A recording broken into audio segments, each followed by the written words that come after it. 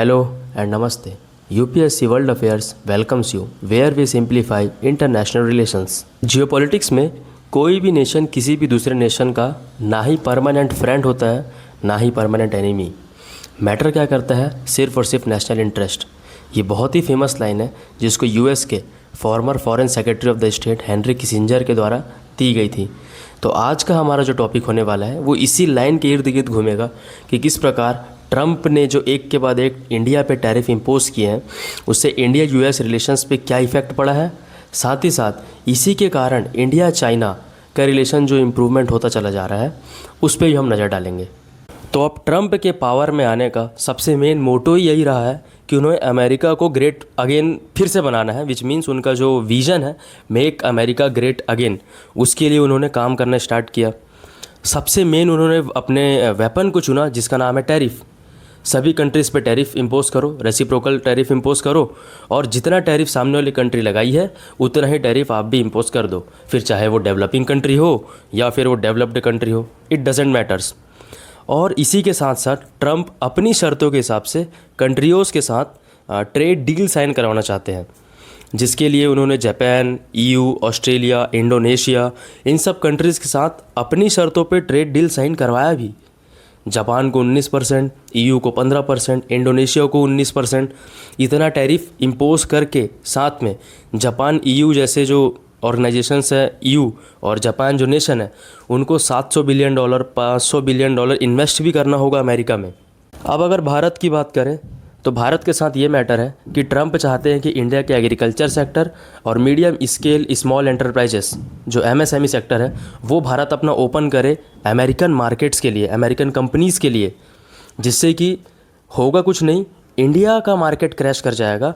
India के जो यहाँ के फार्मर्स हैं, यहाँ के छोटे छोटे कॉटेज इंडस्ट्रीज हैं, ये सब का मार्केट पूरी तरीके से डूब जाएगा क्योंकि अमेरिकन गुड्स यहाँ पे फ्लड कर जाएंगे। अब अगर फ्लड कर जाएंगे तो भारत में जॉब लॉसेस होना, इनकम में डिक्लाइन आना, ये सब तो देखने को मिलेगा ही।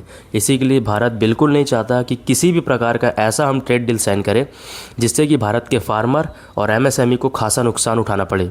अब दूसरा रीज़न ये है टैरिफ इम्पोज होने का भारत में कि भारत ने ट्रंप को क्रेडिट नहीं दिया सीज़ फायर कराने का इंडिया पाकिस्तान के बीच। जैसे कि उन्होंने क्रेडिट लिया कि हमने गाज़ा और इजराइल में सीज़ फायर कराया, जैसे ही मैं पावर में आऊँगा रशिया यूक्रेन में मैं सीज़ फायर करा दूँगा, जो कि अभी तक हुआ नहीं है। और हाँ, रिसेंटली रशिया और यूएसए की जो अलास्का में मीटिंग हुई उसके फेलियर के बाद भी यूएसए ने बोला कि मैं भारत पर टैरिफ लगा दूँगा अगर ये मीटिंग फेल होती है तो। नेवरदिलेस यूएसए और रशिया के बीच में जो मीटिंग अलास्का में हुई वो पूरी तरीके से फेल हुई। उसके बाद रशिया ने यूक्रेन में और ज़्यादा मिसाइल्स बरसाई, जिसके बाद देखा जाने लगा कि शायद ट्रंप और ज़्यादा टैरिफ भारत में लगाएंगे, लेकिन ऐसा अब तक तो नहीं देखने को मिला। इसका रीज़न ये भी है क्योंकि यूएस में इंटरनली ये एक प्रकार से डिमांड उठ रहा है कि क्यों हम भारत के साथ अपने रिलेशन इतने ख़राब कर रहे हैं, फिर चाहे उनके कांग्रेस के मेंबर्स हो, फिर चाहे फॉर्मर ही उनके क्यों ना फॉरेन सेक्रेटरी हो या स्टेट सेक्रेटरी कोई भी हो। साथ ही साथ इन्फ्लेशन का खतरा, कल की ही न्यूज़ में अभी हमने पढ़ा कि यूएस में इन्फ्लेशन रेट हाई होता चला जा रहा है और एज़ कम्पेयर टू इंडिया में जहाँ पे 2% से भी नीचे इन्फ्लेशन रेट। तो हम देख सकते हैं कि सिर्फ एक आदमी की ईगो के कारण दशकों से बनाया हुआ रिश्ता किस प्रकार से ख़राब होता चला जा रहा है।